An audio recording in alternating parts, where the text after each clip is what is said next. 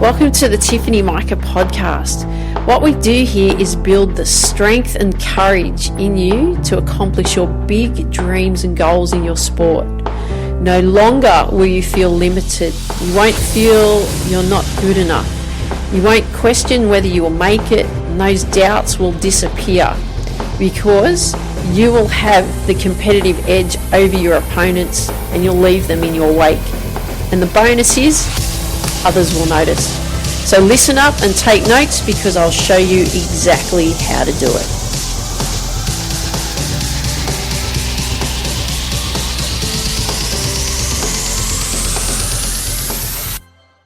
Hey there, this is Tiff from Tiffany Micah podcast and welcome to this week's Lessons Learned. So last month I travelled to Canada. So if you haven't actually been listening to me before, I had an opportunity to go to Canada last month in August and take a group of ladies over there to play golf for 10 days. It was so awesome.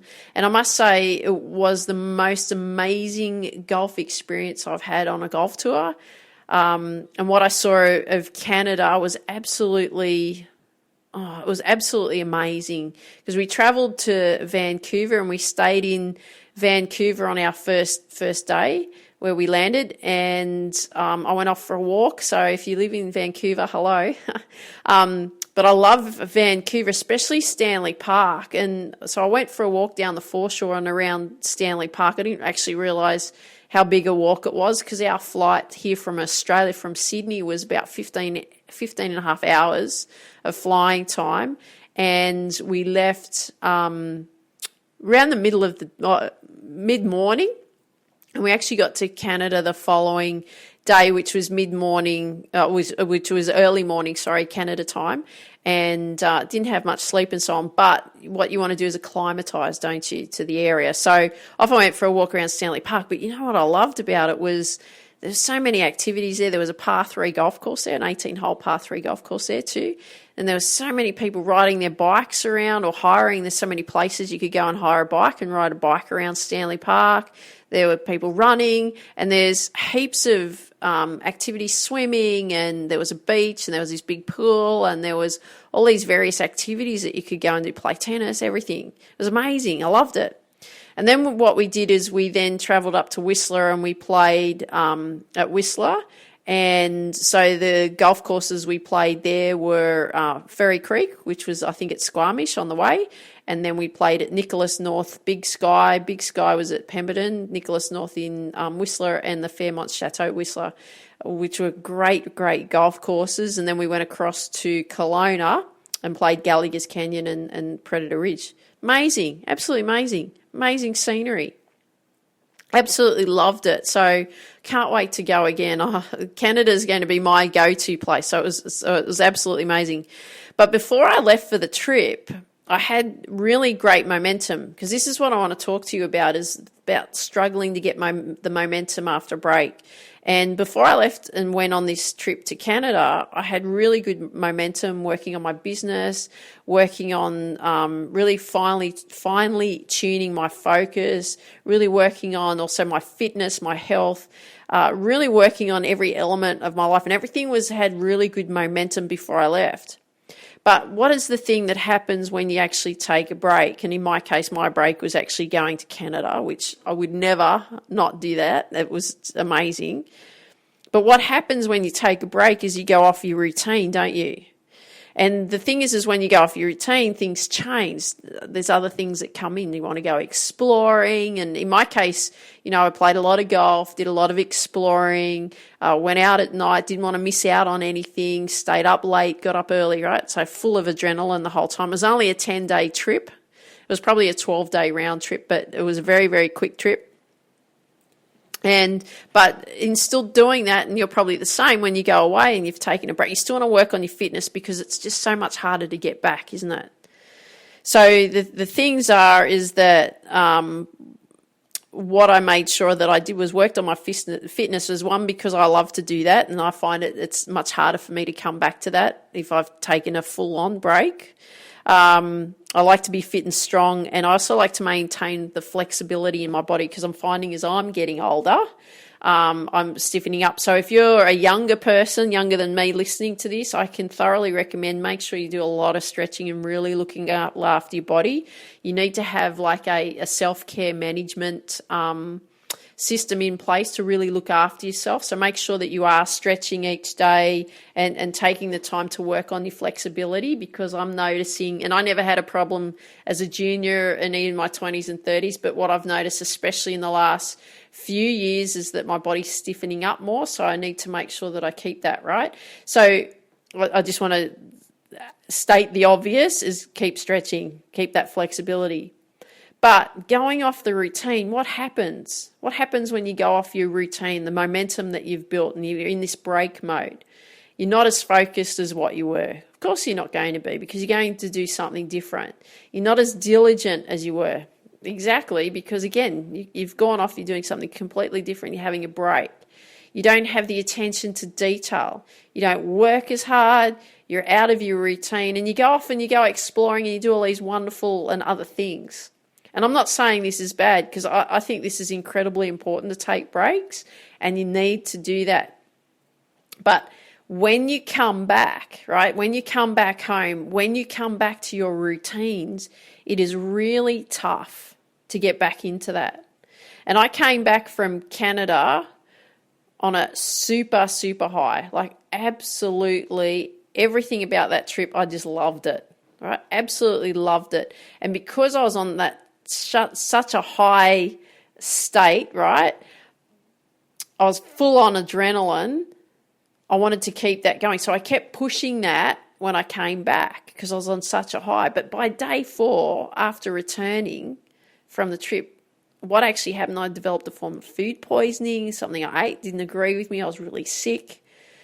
I was incredibly wiped out, especially after that. And I actually call it I crashed and burned. So what I had also developed when I was away was, because I love sweets, right? So I have a sugar craving at times, and I go through that when I have a break, when I'm not as diligent.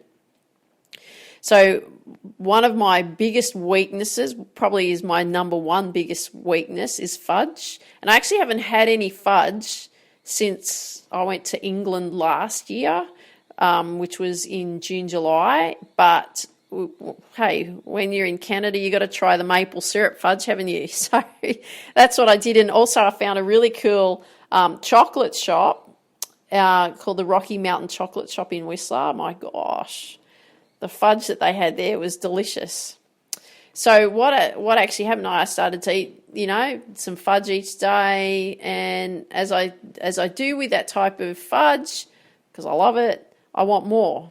Right? So I'm not out of control, and I can't say that I binge eat or anything like that, but I do love sweet things. So when I was recovering in this recovery from the crash and burn state, as I call it, I started to crave more sweet things. And I started to crave more sweet things because I was tired, right? I was physically tired. I'd been sick. I was... my sleep patterns were out because I had that, they call it jet lag, but you're just living in a different, you're staying in a different country, different time zone. So you're really having to readjust.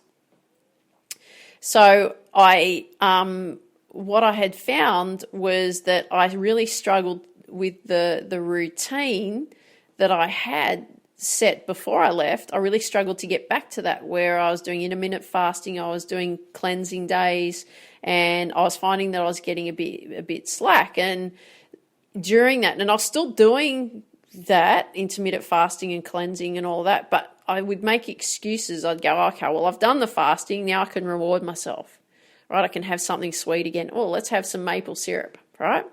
Or, oh, let's have some honey and bread. Or let's have a chocolate.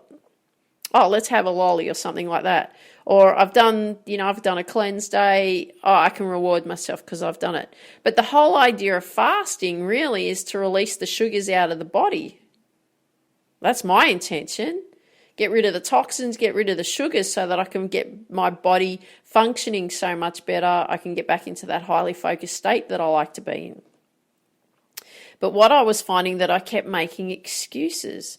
And really, if we look at it, what were the excuses? What was the real cause of these excuses? Well, I'd stepped out of my routine, I'd had a break, and then I expected that I could slot straight back into that routine. But you know what? I couldn't. And I actually try this every time. So every time I go away, I break the routine, I go exploring, I do all these wonderful things, have a wonderful trip. You know, you try all these different foods because you can't miss out on anything, can you? And I try every time that when I come back, really struggle with this. I really struggle to build and step off the plane and regain the momentum that I had lost. And so what I find is that when the momentum has been broken, it really takes up to about 3 weeks to really get it back. And I'd actually broken that routine. So what I'd actually done is I had broken that my routine. So I'd been away for 3 weeks. But what I find is that it takes up to 3 weeks to rebuild that momentum, to regain that flow state or that feeling of confidence that you're back on top. And that's what's starting to happen now. Now I'm starting to feel like I'm coming back on top again. Right? I'm starting to feel more confident. I'm starting to slot back into my routine easier.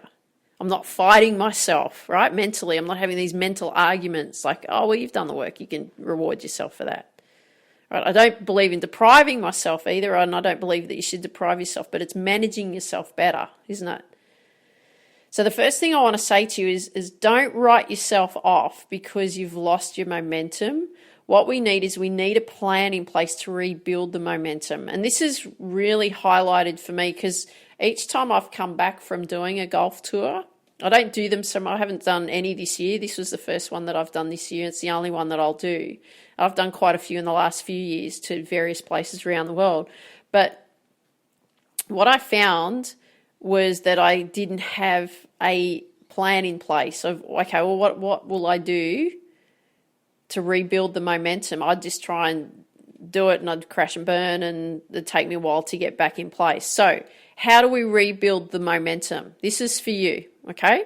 So the first thing that we need is a recovery plan. So this is what you need to actually be doing the first week that you come back. And what a recovery plan is a plan in place that you've actually taken a break, but you'll need a recovery plan from that break to ease yourself back into your routine. Okay, so I'm calling it a recovery plan. You could call it a transitional plan, but I'm actually calling it a recovery plan because like when you go away, sometimes you feel like you need a break, like you need a holiday from your holiday, don't you? So what we're doing here is we're creating this recovery plan from your break so that we're transitioning you back into getting that momentum. So here's some suggestions on what you could do here. So one is really fueling your body with the nutrients that your body really needs so that you're regaining, rebuilding, recovery, okay? So you need some specific nutrients and food and supplements and so on to really fuel your body. So if you don't know what those are, you can find a lot of information on the internet about that. There's things that I use. I'm not going to share them on this episode today, but I'll be looking at sharing those in the future, and I'm exploring and examining and testing and trying out various nutrients and various food supplements and so on. So I'll share in a future episode. You got to drink plenty of water, okay? So when we go off track, when we've had a break, we tend not to stick to hydrating ourselves the right way. So make sure you drink plenty of water. Number 3, self-care. And what I mean by self-care is really stretching and doing definitely you want to do some light training and ease yourself back in, but really stretch your body out, really spend more time on creating more flexibility so you're letting your body recover. And number 4 is getting plenty of rest. And what I mean by plenty of rest is allow yourself to sleep, okay? Because we need to have we need that recovery in place, okay? So it takes time, and the point here with the recovery plan, I just want you to understand that it takes time to get back into a regime. So I want you to make sure that you have that recovery plan in place. And this is going to take 1 to 2 weeks really of doing this to really help you recover. And then number 2, and you want to do this in the second week, but still work on your recovery plan for the first 2 weeks. In this second week, though, I want you to set up your week. So I actually want you to plan out your week. And so the first week, the plan is really to work on recovering, okay? The second week is really to set up your week. And what I mean by this is, like, 1 is to plan your outcomes for the week, which you should reflect on your quarterly outcomes or your quarterly results that you want to achieve. Look at those, so that it gets you to start focusing, okay, what is it that I need to actually accomplish this week? And then what you then need to do is you need to write out your daily schedule on how you're going to accomplish that in this coming week. So things that you should also include is the type of sleep you need, the training, the skill work, the food that you need to be fueling your body with, supplements if you need supplements, the flexibility that you need to be working on. Also learning and growing, so starting back into making sure that you're actually working on educating yourself as well. Could be just even in nutrition, as long as you're learning about something. Number 3 is then taking action on that plan, okay? So week 1, recovery plan. Week 2, setting up your week. And like I said, the recovery plan may still be part of that second week as well.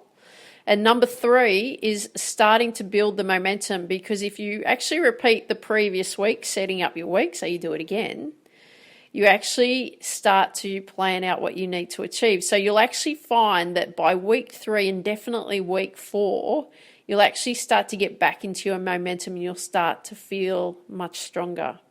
So I don't want you to give yourself a hard time because you've actually been really struggling to get back in momentum because you've had a break. It's all fine, okay? But the thing is, we need to make sure that 1, you put the recovery plan in place. Number 2, you actually put a weekly plan in place. So you remember, you're looking at your quarterly goals, you look at your monthly goal, what you want to achieve for the month, and then you plan out what you've got to achieve this coming week. And then 3, you just keep repeating that each week, okay? So it's all about making sure that you're achieving your outcomes for the week. And what you'll find here is when you start doing that, you'll start to get back to where you were, or if not, you'll probably be striving further ahead, because that's what I find is once I go back and build into the momentum of where I was at, I actually start noticing that I'm striving further ahead than where I was at. And I want to ensure that that happens for you, and you'll probably find that that happens for you. And then guess what? You'll start to see the results happen, and that's what we really want for you, okay? So I hope you enjoyed today's lessons learned, or this week's lessons learned.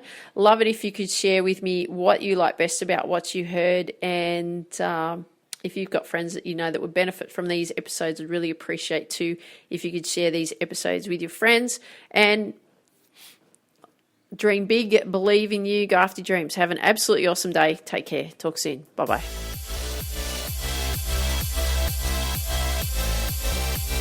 Thanks for listening to today's episode.